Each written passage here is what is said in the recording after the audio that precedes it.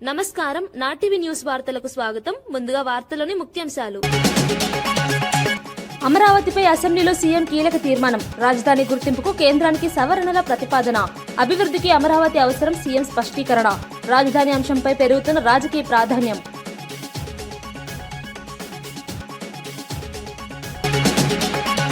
మూసీ కేసుపై కార్తిక్ రెడ్డిపై రేవంత్ ఘాటు విమర్శలు. ప్రాజెక్టు అడ్డుకుంటే ప్రజలకు నష్టం, రేవంత్ హెచ్చరిక. రాజకీయ ప్రయోజనాల కోసం కేసు అన్న సీఎం విమర్శ. మూసీ వివాదం రాజకీయంగా మరింత ముదురుతున్న పరిస్థితి.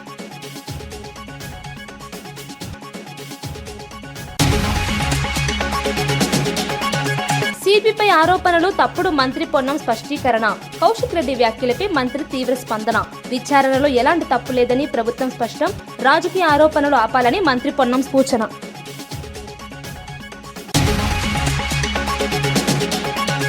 బీఆర్ఎస్ విడిపోతుందని ముందే చెప్పానన్న రఘునందన్. కవిత పార్టీ నిర్ణయానికి బీజేపీ ఎంపీ మద్దతు. తెలంగాణలో రాజకీయ సమీకరణాలు మారుతున్నాయన్న వ్యాఖ్య.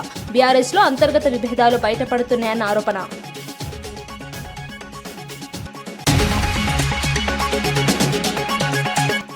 పవన్ క్లాప్ తో వరుణ్ తేజ్ బరి సినిమా ప్రారంభం. యదువంశీ దర్శకత్వంలో కొత్త ప్రాజెక్టు ప్రారంభం. సినీ ప్రముఖుల సమక్షంలో ఘనంగా పూజా కార్యక్రమం. బరి సినిమాపై అభిమానుల్లో పెరిగిన ఆసక్తి.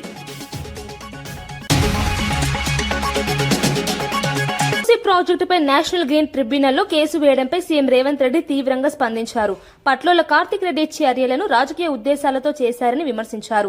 తాము చేయలేని పనిని ఇతరులు చేస్తే పేరు వస్తుందని భావించి కేసు వేశారని అన్నారు. ప్రజాప్రతినిధిగా ఉండి అభివృద్ధి పనులకు అడ్డంకులు కల్పించడం సరికాదని స్పష్టం చేశారు. సబితక్క కొనసాగడానికి అర్హత లేదని ఘాటుగా వ్యాఖ్యానించారు. మూసీ ప్రాజెక్టు రాష్ట్రానికి కీలకమని, దాన్ని అడ్డుకోవడం ప్రజలకు నష్టమని తెలిపారు. ఈ వ్యాఖ్యలు రాజకీయంగా చర్చకు దారితీశాయి. అధికార ప్రతిపక్షాల మధ్య మాటల యుద్ధం కొనసాగుతోంది. ప్రాజెక్టుపై వివాదం మరింత ముదురుతోంది. ట్రిబ్యునల్లో ఈ పనిని ఆపమని కేసేసిండు. ఆ అక్క మనసు ఎట్లొప్పుకున్నదో వాళ్ళ కొడుకును ఇట్లాంటి తప్పుడు కేసులను నేషనల్ గ్రీన్ ట్రిబ్యునల్లో వేయించడానికని నేను అడుగుతున్నా. ఆ అక్కకి ప్రాంత ప్రజలు ఓట్లు వేయలేదా? వాళ్ళ కుటుంబాన్ని ఆశీర్వదించలేదా? ఈ రోజు ఈ రాష్ట్రంలో, ఈ దేశంలో ఆ అక్కకు గుర్తింపు వచ్చింది, ఆ కుటుంబానికి గుర్తింపు వచ్చింది. ఇవాళ ప్రజాప్రతినిధులుగా, మంత్రులుగా పదవులు అనుభవించిండ్రంటే ఈ ప్రాంత ప్రజల ఆశీర్వాదం లేదా? ఈ ప్రాంత ప్రజల ఆకాంక్షలకు వ్యతిరేకంగా, ఈ ప్రాంత అభివృద్ధిని అడ్డుకోవడానికి నీ కన్న కొడుకే ఎన్జీటీలో కేసేస్తుంటే ప్రజాప్రతినిధిగా మీరు కొనసాగడానికి అర్హత ఉందా అని చెప్పి నేను ఆ అక్కని సందర్భంగా అడగదలుచుకున్నా. ఒకప్పుడు నాకు కూడా ఆంధ్రప్రదేశ్ అభివృద్ధి కోసం అమరావతిని రాజధానిగా గుర్తిస్తూ సీఎం చంద్రబాబు నాయుడు అసెంబ్లీలో తీర్మానం ప్రవేశపెట్టారు. విభజన చట్టంలోని సెక్షన్ 5కు సవరణలు చేయాలని కేంద్రాన్ని కోరారు. రాజధానిపై స్పష్టత అవసరమని పేర్కొన్నారు.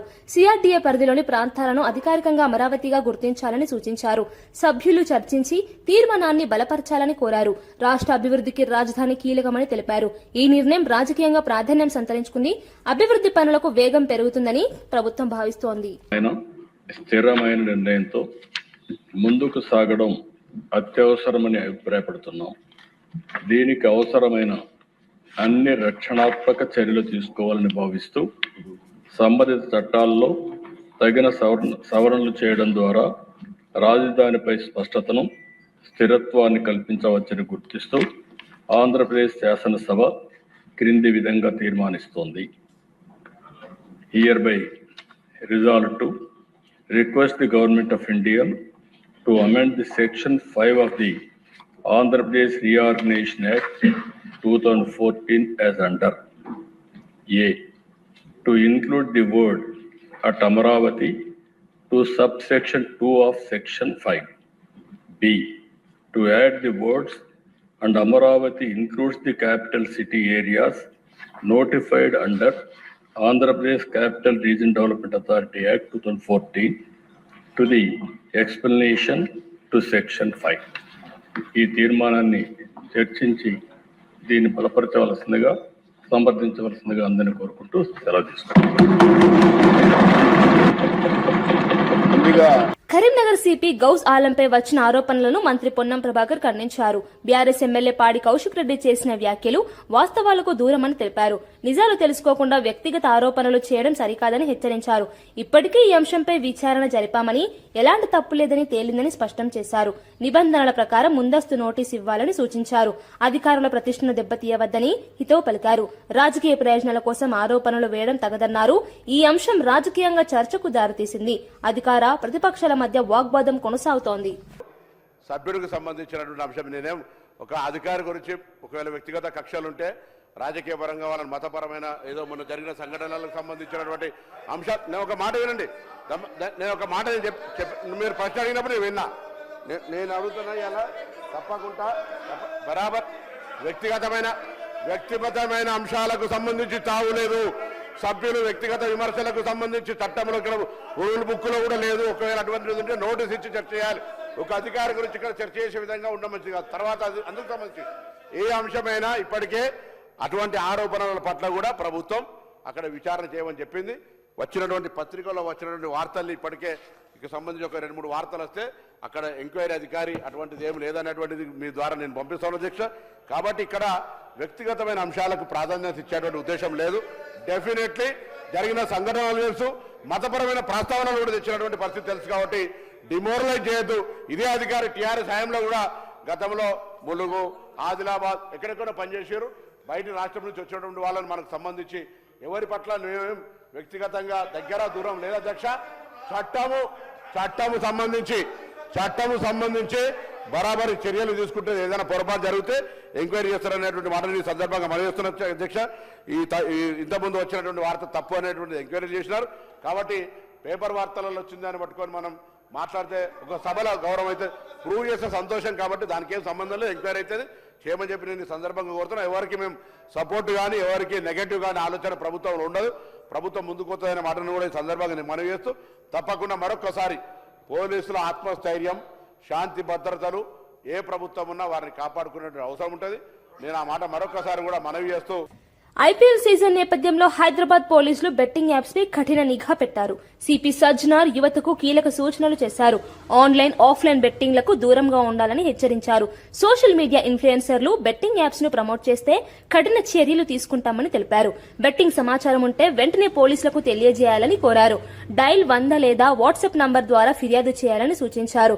యువత భవిష్యత్తు దెబ్బతినకుండా ఈ చర్యలు తీసుకుంటున్నామని చెప్పారు. బెట్టింగ్ ముఠాలపై కఠిన చర్యలు కొనసాగుతాయని స్పష్టం చేశారు. ప్రజలు అప్రమత్తంగా ఉండాలని పోలీసులు కోరారు. వచ్చిన యాప్స్ ఆగిపోయావు కానీ టెలిగ్రామ్లో, ఇన్స్టాగ్రామ్లో రకరకాల కొత్త యాప్స్తోని మళ్ళీ వీళ్ళు అమాయకుల్ని బలి చేయడానికి చాలా ముందు వస్తున్నారు. అట్లానే కొంతమంది ఇన్ఫ్లుయెన్సర్స్ కూడా మళ్ళీ వాళ్ళతోని చేయి కలపడం జరుగుతుంది. అందరు కూడా తెలుసు బెట్టింగ్ అనేది ఒక చాలా పెద్ద వ్యసనము. దాని నుంచి చాలామంది బలి అయిపోయినారు, చాలామంది డబ్బులు పోగొట్టుకున్నారు, ఫ్యామిలీస్ నాశనమైనారు, మనశాంతి కోల్పోయినారు. సో అందుకు మనందరూ కూడా ఈ బెట్టింగ్ యాప్స్ నుంచి దూరం ఉండాలని చెప్పి నేను మరీ కోరుతున్నాను.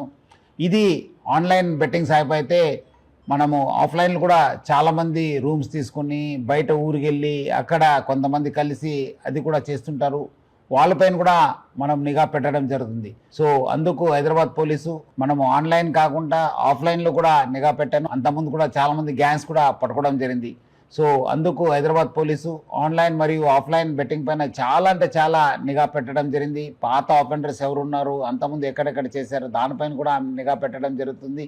అట్లానే మన సైబర్ క్రైమ్ టీమ్స్ కూడా అలర్ట్ చేసి స్పెషల్ టీం ఫామ్ చేసి ఇన్స్టాగ్రామ్లో కావచ్చు, మన టెలిగ్రామ్లో కావచ్చు, అట్లానే వెబ్సైట్స్ ఏమేమి కొత్తగా వస్తున్నారు, ఎవరెవరు సోషల్ మీడియా ఇన్ఫ్లుయెన్సర్స్ దీన్ని ప్రమోట్ చేస్తున్నారన్న పైన కూడా చాలా గట్టి నిఘా ఏర్పాటు చేయడం జరుగుతుంది. అట్లానే చాలామందికి చాలా రకరకాల సమాచారం వస్తుంటుంది. ఎందుకంటే చాలామంది సోషల్ మీడియాలో కూడా యాక్టివ్ ఉంటారు. మీకు ఏమాదిరో సమాచారం తెలిస్తే ఆన్లైన్లో కావచ్చు, ఆఫ్లైన్లో కావచ్చు, మీరు ప్లీజ్ డైల్ 100. అట్లానే మన వాట్సాప్ నంబర్ అయిన 9490616555కి ఫోన్ చేయండి, మెసేజ్ పంపించండి. వాట్సాప్లో కానీ మీరు రెగ్యులర్ మెసేజ్ పంపించవచ్చు, ఫోన్ చేయవచ్చు. డెఫినెట్లీ హైదరాబాద్ పోలీసు స్పందించి ఈ ఒక్క బెట్టింగ్ యాప్స్ పైన చాలా గట్టి మనము యాక్షన్ తీసుకోవడానికి మాకు సహకారం అవుతుంది. ప్రజలందరూ కూడా ఈ నంబర్స్ నోట్ చేసి సహకరించాలని చెప్పి నేను మరీ కోరుతున్నాను. సో ప్రజలందరూ కూడా కోరుతున్నాను, మీరందరూ కూడా ఈ బెట్టింగ్ యాప్ నుంచి దూరం ఉండండి, say no to betting apps. అట్లానే నేను కుటుంబ సభ్యులకి ప్రజలందరూ కూడా కోరుతున్నాను, మన ఈ యొక్క వ్యసనంకి బానిసం కాకుండా చూసుకోవాల్సిన బాధ్యత మన పైన ఉంది, సమాజం పైన ఉంది. సో అందరు కలిసి ఈ ఒక బెట్టింగ్ యాప్స్ భూతం నుంచి అందరు కూడా మన యూత్ని కాపాడుకుంటాను. ఎమ్మెల్సీ కవిత కొత్త పార్టీ ప్రకటనపై కేంద్ర మంత్రి బండి సంజయ్ స్పందించారు. ప్రజాస్వామ్యంలో ఎవరైనా పార్టీ పెట్టుకోవచ్చని అన్నారు. కానీ ప్రజల కోసం పనిచేసే పార్టీలకే ఆదరణ లభిస్తుందని వ్యాఖ్యానించారు. సీఎం రేవంత్ రెడ్డి, కేసీఆర్ ఇద్దరూ కలిసి రాజకీయాలు చేస్తున్నారని ఆరోపించారు. బయటకు విభేదాలు చూపిస్తూ లోపల కుమ్మక్కయ్యారని విమర్శించారు. తెలంగాణ అభివృద్ధిని అడ్డుకుంటున్నారని అన్నారు. ప్రజలను తప్పుదారి పట్టించే ప్రయత్నాలు జరుగుతున్నాయని పేర్కొన్నారు. ఈ వ్యాఖ్యలు రాష్ట్ర రాజకీయాల్లో చర్చకు దారితీశాయి. కొత్త పార్టీపై రాజకీయ వేడి మరింత పెరిగింది. వచ్చే ఏ రాజకీయ పార్టీలైనా ప్రజలు స్వాగతిస్తారు, హర్షిస్తారు. దానిలో ఏం అనుమానం లేదు. వాళ్ళ ఇష్టం, వాళ్ళ పార్టీ వాళ్ళ ఇష్టం, వాళ్ళ ఆలోచన వాళ్ళ ఇష్టం. ఇప్పుడు డిజైన్ చేసింది ఎవరు? వాళ్ళే డిజైన్ చేసింది, ఆ ప్రభుత్వమే. నేను కేసీఆర్ పెద్ద ఇంజనీర్ కదా, ఇంకొక అవకాశం ఇచ్చిండు. టోపీ పెట్టాడు, చెల్ల కట్టబట్టిండు, అసెంబ్లీలో కూర్చున్నాడు. అసెంబ్లీ కూర్చుంటే స్టిక్ పెట్టి మొత్తం డిజైన్స్ పెట్టాడు. దానికి ఇంజనీరు అన్ని నేనే అన్నాడు. డాక్టర్ నేనే, ఇంజనీర్ నేనే, రైతు నేనే, అన్ని నేనే. అన్నిటికీ అన్ని వేషాలు వేసిండు. కాబట్టి ఏదైనా బీఆర్ఎస్ పార్టీ ప్రభుత్వము, బీఆర్ఎస్ పార్టీ అప్పుడు బీఆర్ఎస్ ప్రభుత్వం, బీఆర్ఎస్ పార్టీ దానికి బాధ్యత వహించాల్సి వస్తుంది. దాంతో కాంగ్రెస్ పార్టీ ప్రభుత్వం విచారణ చేస్తుందంటే విచారణ ఏది అంటే సిబిఐ అంటది. సిబిఐకి నివేదిక తయారు చేస్తారు, అది కూడా చక్కగా తయారు చేయరు. ఏంటంటే రాష్ట్ర ముఖ్యమంత్రి బీఆర్ఎస్ పార్టీతో కుమ్మక్కాడు. ఇద్దరు కలిసి ఇలా రాజకీయాలు, తెలంగాణ రాష్ట్రంలో రాజకీయాలు చేస్తున్నారు. పైకి కొట్లాడినట్టు చేస్తారు, లోపల మాత్రం వీళ్ళు కలిసి రాజకీయం చేస్తారు. ఎవరైనా ప్రజాస్వామ్యం ఇది. ప్రజాస్వామ్యంలో ఎవరైనా ఎన్ని పార్టీలైనా పెట్టుకోవచ్చు. బీజేపీ ఎంపీ రఘునందన్ రావు కీలక వ్యాఖ్యలు చేశారు. బీఆర్ఎస్ పార్టీ 4 ముక్కలవుతుందని తాను ఏడాది క్రితమే చెప్పానని తెలిపారు. కవిత కొత్త పార్టీ నిర్ణయాన్ని స్వాగతించారు. ఇది రాజకీయ సమీకరణాల్లో మార్పుకు దారితీస్తుందని పేర్కొన్నారు. రాష్ట్రంలో రాజకీయ పరిస్థితులు వేగంగా మారుతున్నాయని అన్నారు. ప్రజలు కొత్త ప్రత్యామ్నాయాలను కోరుకుంటున్నారని వ్యాఖ్యానించారు. బీఆర్ఎస్ లో అంతర్గత విభేదాలు బయటపడుతున్నాయని విమర్శించారు. ఈ పరిణామాలు తెలంగాణ రాజకీయాల్లో కీలక మలుపు తీసుకురావచ్చని అభిప్రాయపడ్డారు.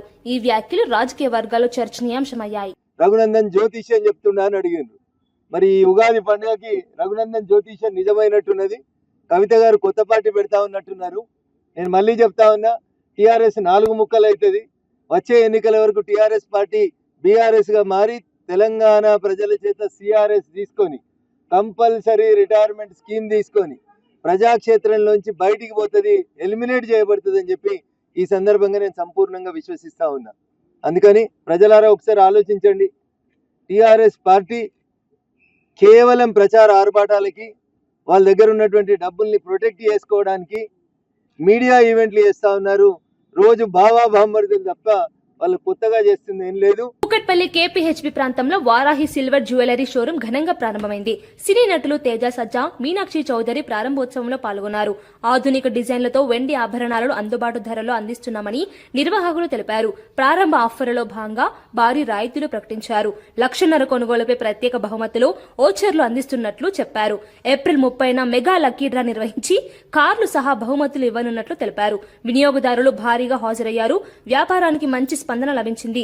ఈ షోరూం నగరంలో కొత్త ఆకర్షణగా మారింది. అలాగే ఈ రోజు మా మొట్టమొదటి flagship store Varahi silver jewellery Kukatpally Varahi silks లోని ఫస్ట్ ఫ్లోర్ లో సార్ తేజ గారు అండ్ మీనాక్షి గారి చేతుల మీద ఇనాగ్రేషన్ చేయడం జరిగింది. సో ఇనాగ్రేషన్ ప్రారంభం మాత్రమే. ఇలాంటివి ఎన్నో మరెన్నెన్నో చేస్తామని చెప్పుకుంటున్నాం మీతో. అలాగే ఈ ఇనాగ్రేషన్ లో నేను మేజర్ గా ఇక్కడ కాన్సన్ట్రేషన్ చేసింది ఎక్స్క్లూజివ్ బ్రైడల్ జ్యువెలరీ అండి. సో నేను ఇది సిల్వర్ రా గోల్డ్ అనే దానికంటే కూడా ఎక్స్క్లూజివ్ బ్రైడల్ జ్యువెలరీ. ఎందుకంటే ఈ కరెంట్ ఉన్న జియో పొలిటికల్ కండిషన్స్ లో, గోల్డ్ ప్రైస్ సర్జ్ లో మేము కొత్తగా అందరికీ అందుబాటులో అద్భుతమైన డిజైనర్ జ్యువెలరీని, అంటే ప్రతి ఒక్కళ్ళు కలగనిగే డ్రీమ్ జ్యువెలరీని వాళ్ళ బడ్జెట్స్ లో గోల్డ్ లో చేసే మేకింగ్ వేస్టేజ్ లోని 25% ధరలకే ఫుల్ సెట్ ఇస్తూ, గోల్డ్ మాదిరిగానే ఎక్స్చేంజ్ వాల్యూ మరియు రీసేల్ వాల్యూతో కలిగిన అద్భుతమైన resale value 24 carat gold plated silver జ్యువెలరీని మీ ముందుకు ఈ రోజు అద్భుతంగా తీసుకురావడం జరిగింది. మార్కెట్ లో ఇప్పటిదాకా చాలా ఉన్నాయి. మాకు వాళ్ళకు ఉన్న డిఫరెన్స్ ఏంటంటే, మేము ఆల్మోస్ట్ 15 years గా గోల్డ్ జ్యువెలరీలో ఉన్నాను. సో అలాంటి డిజైన్స్నే 6 నెలల నుంచి సంవత్సరం వరకు మొత్తం అంతా కూడా అదే మా డిజైనర్స్తో చేయించి మీరు ఎలా అయితే గోల్డ్లో చూస్తారో అంతకంటే 10 రెట్లు అద్భుతంగా డిజైన్ చేయించడం జరిగింది. ఇంకొక ఛాలెంజ్ ఏంటంటే మేము అమ్ముతుంది ఇక్కడ ప్రొడక్ట్ కాదు, కస్టమర్ యొక్క కాన్ఫిడెన్స్ ని. So we're building confidence. మీరు గోల్డ్ వేసుకున్నారా సిల్వర్ వేసుకున్నారా అని తెలియాలి అంటే హాల్మార్క్ కి బిఐఎస్ హాల్మార్క్ టెస్టింగ్ పంపిస్తే తప్ప తెలీదు. సో ఆడంబరాలకి కాకుండా మనకు అందరికీ అందుబాటులో అద్భుతమైన జ్యువెలరీని, మళ్ళీ అది కూడా రీసేల్ వాల్యూతో కలిగిన జ్యువెలరీని ఇవ్వడం జరుగుతుంది. సో ఈ ఈ లాంచ్ లో భాగంగా అందరినీ ఎంకరేజ్ చేస్తూ దీన్ని పర్చేస్ చేయడానికి కూడా అద్భుతమైన ఆఫర్స్ కూడా పెట్టాము. సో మొదటగా ఎవరైనా సరే 1,50,000 కొనుగోలు చేసిన వాళ్ళకి 50,000 కూపన్, అలాగే gold coin and silver coin ఇవ్వడం జరుగుతుంది. వైస్ వర్సా మనం 1,00,000 కొనుగోలు చేసినా 30,000 ఇస్తున్నాము, 50,000కి 15,000. సో అలాగా ప్రతి ఒక్కరికి కూడా డిసప్పాయింట్ చేయకుండా దీనికి అలవాటు చేయడానికి మంచి మంచి ఆఫర్స్ అనేది డిజైన్ చేయడం జరిగింది. ఇవన్నీ ఒక ఎత్తు అయితే, ఇవి కాకుండా మెగా లక్కీ డ్రా పెట్టామండి. దాంట్లో టాటా టియాగో కార్ ని ఫస్ట్ ప్రైజ్ వచ్చిన వాళ్ళకి గిఫ్ట్ గా ఇవ్వడం జరుగుతుంది. అది కూడా సార్ చేతుల మీద ఇప్పుడు బయట కార్ ని ఇనాగ్రేట్ చేస్తాం. సో ఇవన్నీ మీకు ఇచ్చే ప్రోత్సాహకాలు. అంటే రామకృష్ణం రాజుపై దాడి నేపథ్యంలో బీజేపీ నేత భాను ప్రకాష్ రెడ్డి ఘాటుగా స్పందించారు. ఆకివీడులో రామాలయం నిర్మిస్తామని సవాల్ విసిరారు. ధైర్యం ఉంటే అడ్డుకోవాలని అన్నారు. ఆకివీడును మరో అయోధ్యగా తీర్చిదిద్దుతామని ప్రకటించారు. దాడి చేసిన దుష్ట శక్తులను వదిలే ప్రసక్తి లేదని హెచ్చరించారు. ఈ ఘటనపై కఠిన చర్యలు తీసుకోవాలని డిమాండ్ చేశారు. రాజకీయంగా ఈ వ్యాఖ్యలు చర్చకు దారితీశాయి. భద్రతా అంశంపై కూడా ప్రశ్నలు లేవనెత్తబడ్డాయి. ఈ వివాదం మరింత వేడెక్కుతోంది. ఎవరయ్యా మీరు హుక్కుం జారీ చేసేదానికి? నేను ఛాలెంజ్ చేస్తున్నా. అక్కడ రామాలయాన్ని నిర్మిస్తాము, పునర్నిర్మిస్తాము అంటే శిథిలావస్థకు చేరిపోయినటువంటి రామాలయాన్ని అక్కడ తిరిగి అత్యంత వైభవంగా నిర్మిస్తాము. ధైర్యము దమ్ము ఉంటే అడ్డుకోండి. తిరుపతి పుణ్యక్షేత్రం నుంచి హెచ్చరిస్తున్నా, మీకు ధైర్యము దమ్ము ఉంటే అడ్డుకోండి. ఆకువీడిని మరో అయోధ్యగా చేయాలనుకుంటున్నారా? ఖబర్దార్, జాగ్రత్త, ఒళ్ళు దగ్గర పెట్టుకోండి. దీని వెనక ఉంటే వ్యక్తులు, దుష్ట శక్తులు అందరినీ హెచ్చరిస్తున్నాం. ఏ ఒక్కరిని వదిలే ప్రసక్తే లేదు. భద్రాచలం శ్రీ సీతారామచంద్ర ఆలయ అభివృద్ధి పనులు నిర్ణీత సమయంలో పూర్తి చేస్తామని మంత్రి తుమ్మల నాగేశ్వరరావు తెలిపారు.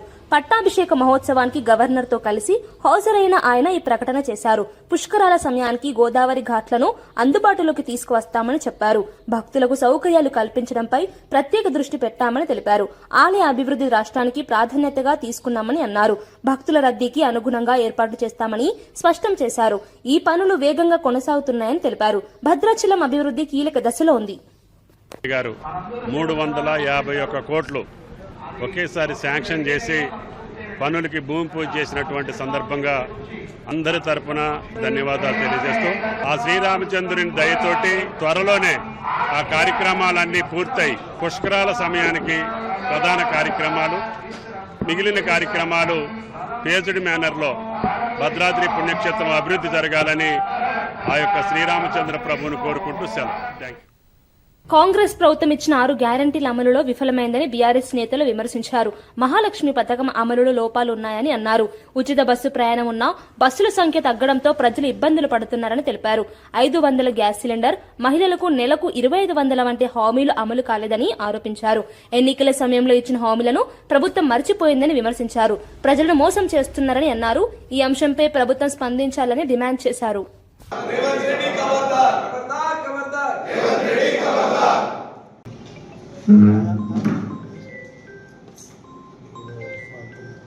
కాంగ్రెస్ ప్రభుత్వం అధికారంలోకి రాకముందు ప్రవేశపెట్టినటువంటి 6 గ్యారెంటీల్లో మొదటిది మహాలక్ష్మి పథకం. మహిళలను అన్ని రంగాల్లో మహిళా సాధికారత కల్పించడం కోసం, రక్షణ కల్పించడం కోసమని ఈ పథకాన్ని తీసుకొచ్చిండ్రు. ఇందులో మొదటిది ఉచిత బస్సు అని అధికారంలోకి రాగానే 2023లో మొదటిసారి ప్రవేశపెట్టిన పథకం మహాలక్ష్మి పథకంలో భాగంగా మహిళలకు ఉచిత బస్సు ప్రయాణం అని వారు చెప్పిండ్రు. దాని ప్రకారమే చేయడం జరిగింది. కానీ ఏం జరుగుతున్నదంటే ఉచిత బస్సు అనేది ఎంతవరకు అది నడుస్తున్నది అంటే బస్సులు లేవు, లగ్జరీ బస్సుల పేరు మీద, ఎక్స్ప్రెస్ బస్సుల పేరు మీద బస్సులన్నీ తీసేసిండు. ఉన్న కొన్ని బస్సులలో మహిళలు జడలు సిగలు పట్టుకొని కొట్టుకొని ఈరోజు అనేక ఇబ్బందుల పాలవడం, ప్రతి మహిళ ఎంత బాధపడుతుందో మనం అందరం చూస్తూ ఉన్నాం. అంటే మహిళలకు రక్షణ కల్పించడం అంటే బస్సు ప్రయాణం ఉచితంగా కల్పించి బస్సులు తీసేసి ఉన్న 2-3 బస్సులలో జడలు పట్టుకొని సికలు పట్టుకొని మరి వాళ్ళు కొట్టుకోవడమే ఈ ఉచిత బస్సు ప్రయాణం అని ఈ కాంగ్రెస్ ప్రభుత్వాన్ని నేను హెచ్చరిస్తా ఉన్నా. సిగ్గు లేకుండా ఇంకా మేము అది ఇచ్చినాం ఇది ఇచ్చినాం అని చెప్పుకుంటా ఉన్నారు. మరి మీరు ఏమి ఇవ్వలేదు. ఇందులో రెండోది పెట్టినరు. రెండోది ఒకటి గ్యాస్ సిలిండర్ అన్నారు. మహిళలకు ఉచిత గ్యాస్ సిలిండర్ అన్నారు, నెలకొకటి అన్నారు. అది ఒక్క నెల వేసిండ్రు. ఆ డబ్బులు కూడా తర్వాత మీ ఖాతాలో జమ చేస్తామన్నారు. ఇప్పటికే రూపాయి జమ కాలేదు. అది కూడా ఫెయిల్ పథకం. మరి మహిళలను రక్షణ కల్పించడము, సాధికారిక కల్పించడము, ఆర్థిక స్వావలంబన కల్పించడం అనేది ఇదేనా రేవంత్ రెడ్డి గారని నేను అడుగుతా ఉన్నా. ఇందులో మహాలక్ష్మిలో ఇంకోటి మూడోది ఉన్నది. మూడోది ప్రతి మహిళకు 2500. మీ బీఆర్ఎస్ పార్టీ ప్రభుత్వం అధికారంలో ఉన్నప్పుడు మీరు అవ్వకిస్తే అయ్యకి ఇయ్యలేరు, అవ్వకిస్తే తాతకి ఇయ్యలేరు అని చెప్పి, అత్తకిస్తే కోడలికి ఇయ్యలేరు అని చెప్పి ప్రతి మహిళకు పెన్షన్ రాని ప్రతి మహిళకు, తెలంగాణ రాష్ట్రంలో ఉన్న పెన్షన్ రాని ప్రతి మహిళకు 2500 ఇస్తామన్నారు. ఆ పథకం ఇప్పటికీ స్టార్ట్ కూడా చేయలేదు. ఇంకా దీన్ని ఊర్లలో తిరుగుతూ సిగ్గు లేకుండా మేము 6 గ్యారెంటీలు అమలు చేస్తున్నామని ఈ లీడర్లు చెప్పుకుంటా ఉన్నారు, మంత్రులు తిరుగుతూ ఉన్నారు. మరి ఎక్కడ అమలు చేసిండ్రని ఈ సందర్భంగా రేవంత్ రెడ్డి గారిని, కాంగ్రెస్ ప్రభుత్వాన్ని నేను హెచ్చరిస్తా ఉన్నా. ఆర్థిక స్వావలంబన కల్పించడం అంటే ఆర్థికంగా మహిళలను అభివృద్ధిలోకి కళ్యాణ లక్ష్మి పథకం అమలులో ఆలస్యం జరుగుతుందని బీఆర్ఎస్ ఎమ్మెల్యే సునీత లక్ష్మారెడ్డి ఆగ్రహం వ్యక్తం చేశారు. తన నియోజకవర్గంలో పెళ్లి జరిగి 2 ఏళ్లైనా పిల్లలు పుట్టినా కూడా సాయం అందలేదని తెలిపారు. లబ్ధిదారులు తీవ్ర ఇబ్బందులు పడుతున్నారని అన్నారు. ఎమ్మెల్యే సంతకం తర్వాత వెంటనే చెక్కులు ఇవ్వాల్సి ఉండగా మంత్రులు వస్తేనే పంపిణీ చేస్తున్నారని విమర్శించారు. 6 నెలలుగా చెక్కులు ఇవ్వకపోవడం బాధాకరమని చెప్పారు. ప్రభుత్వం ఇచ్చిన హామీలను వెంటనే అమలు చేయాలని డిమాండ్ చేశారు. పేదలకు ఉపయోగపడే పథకాలు సమయానికి అందాలని సూచించారు. ఈ అంశం రాజకీయంగా చర్చకు దారితీసింది. అధ్యక్ష, దీన్ని ఒకసారి గమనించాలని కోరుతాను. నేను మంత్రి గారు కూడా మీ ద్వారా పంపిస్తున్నాను అధ్యక్ష. మరి అదే విధంగా బాబు బుట్టి ఫస్ట్ బర్త్డే కూడా అయిపోయింది అధ్యక్ష. మీకు ఫోటో కూడా చూపిస్తున్నాను అధ్యక్ష. బాబు బుట్టి 1 ఇయర్ అయిపోయినాక కూడా ఇంకా కళ్యాణ లక్ష్మి వస్తలేదు అధ్యక్ష. మరి అదే విధంగా ఇంకొక పేరు కూడా ఉంది అధ్యక్ష, మాధవి అని చెప్పేసి. తన కూడా 2 ఇయర్స్ అయిపోతుంది. నాగారం విలేజ్కి ఇంతవరకు కూడా పెన్షన్ రాలేదని చెప్పేసి కూడా నేను కళ్యాణ లక్ష్మి రాలేదని చెప్పేసి మీ ద్వారా మంత్రి గారి దృష్టికి తీసుకొస్తా ఉన్నాను అధ్యక్ష. అంతేకాకుండా అధ్యక్ష, సుప్రీం హైకోర్టు ఒక ఆర్డర్ ఇచ్చింది అధ్యక్ష. కౌశిక్ గారు కోర్టుకి వెళ్ళినప్పుడు ఎమ్మెల్యేతో ఇప్పియాలని చెప్పేసి చెప్పినా మరి మా నియోజకవర్గంలో మరి ప్రతిపక్ష ఎమ్మెల్యే అనేప్పుడు నాకైతే తెలియదు, కానీ నేను సైన్ చేసిన తర్వాత కూడా ఏ నియోజకవర్గంలో అయినా సరే అధ్యక్ష కాంగ్రెస్ పార్టీ ఉన్నటువంటి వాళ్ళ ఎమ్మెల్యే మా మెదక్ జిల్లాలోనే చూసుకుంటే అధ్యక్ష, మెదక్ ఎమ్మెల్యే గారు ఏమో కళ్యాణ లక్ష్మి చెక్కులు, షాదీ ముబారక్ చెక్కులు, కొబ్బరికాయలు కొడుతూ ఉన్నారు. కానీ మా నియోజకవర్గం వచ్చే వరకు ఇన్ఛార్జ్ మంత్రి గారు వస్తేనే చెక్కులు ఇవ్వాలని చెప్పేసి అంటే ఇప్పటికి 6 నెలలు అవుతుంది అధ్యక్ష, నర్సాపూర్ నియోజకవర్గంలో చెక్కులు పంచలేదు. మరి ఇదేం పద్ధతి అని చెప్పేసి నేను స్పష్టంగా అడుగుతాను. ఒక ప్రభుత్వం నుంచి కూడా ఒక డైరెక్షన్స్ ఇవ్వండి. ఎవరైనా లబ్ధిదారులకు ఇచ్చేదే, అది ఇచ్చేది ఏంటంటే మరి కేసీఆర్ గారు ఇచ్చిండ్రు కళ్యాణ లక్ష్మి అని అంటున్నారు తప్ప మరి కాంగ్రెస్ పార్టీ ఇచ్చిందని అయితే అంటలేరు అనేది స్పష్టంగా తెలియజేస్తా ఉన్నారు అధ్యక్ష. వరుణ్ తేజ్ హీరోగా తెరకెక్కుతున్న బరీ సినిమా పూజా కార్యక్రమాలతో ప్రారంభమైంది. ఈ చిత్రానికి యదు వంశీ దర్శకత్వం వహిస్తున్నారు. పింక్ ఎలిఫెంట్ పిక్చర్స్ బ్యానర్ పై నిహారిక ఈ సినిమాను నిర్మిస్తున్నారు. AP deputy CM Pawan Kalyan clap కొట్టి చిత్రాన్ని ప్రారంభించారు. కార్యక్రమానికి పలువురు సినీ ప్రముఖులు హాజరయ్యారు. ఈ సందర్భంగా చిత్ర బృందం సినిమా విజయవంతం కావాలని ఆశాభావం వ్యక్తం చేసింది. ప్రారంభోత్సవ విజువల్స్ సోషల్ మీడియాలో వైరల్ గా మారాయి. వరుణ్ తేజ్ అభిమానుల్లో సినిమాపై ఆసక్తి పెరిగింది. ఈ ప్రాజెక్టుపై మంచి అంచనాలు నెలకొన్నాయి.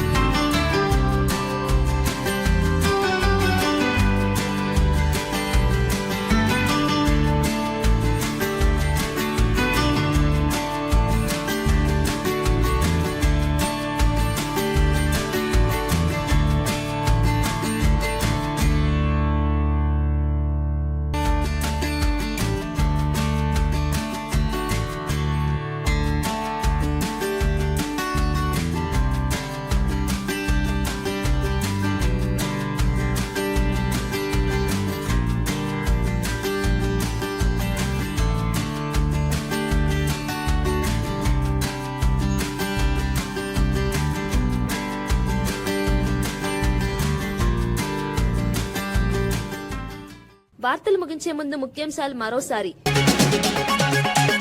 అమరావతిపై అసెంబ్లీలో సీఎం కీలక తీర్మానం. రాజధాని గుర్తింపుకు కేంద్రానికి సవరణల ప్రతిపాదన. అభివృద్ధికి అమరావతి అవసరం, సీఎం స్పష్టీకరణ. రాజధాని అంశంపై పెరుగుతున్న రాజకీయ ప్రాధాన్యం.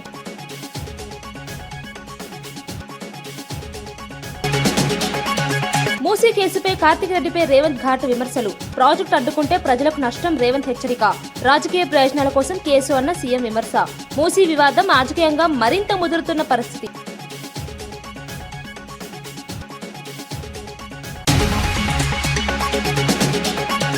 సిపిపై ఆరోపణలు తప్పుడు, మంత్రి పొన్నం స్పష్టీకరణ.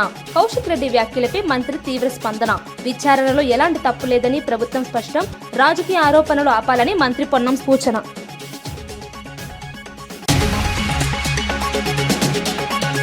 బీఆర్ఎస్ విడిపోతుందని ముందే చెప్పానన్న రఘునందన్. కవిత పార్టీ నిర్ణయానికి బీజేపీ ఎంపీ మద్దతు. తెలంగాణలో రాజకీయ సమీకరణాలు మారుతున్నాయన్న వ్యాఖ్య.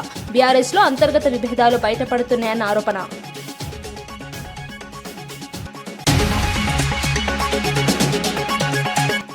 పవన్ క్లాప్ తో వరుణ్ తేజ్ బరి సినిమా ప్రారంభం. యదువంశీ దర్శకత్వంలో కొత్త ప్రాజెక్టు ప్రారంభం. సినీ ప్రముఖుల సమక్షంలో ఘనంగా పూజా కార్యక్రమం. బరి సినిమాపై అభిమానుల్లో పెరిగిన ఆసక్తి. ఇవి ఈనాటి వార్తా విశేషాలు. మరో బులెటిన్లో మళ్ళీ కలుద్దాం. నమస్కారం.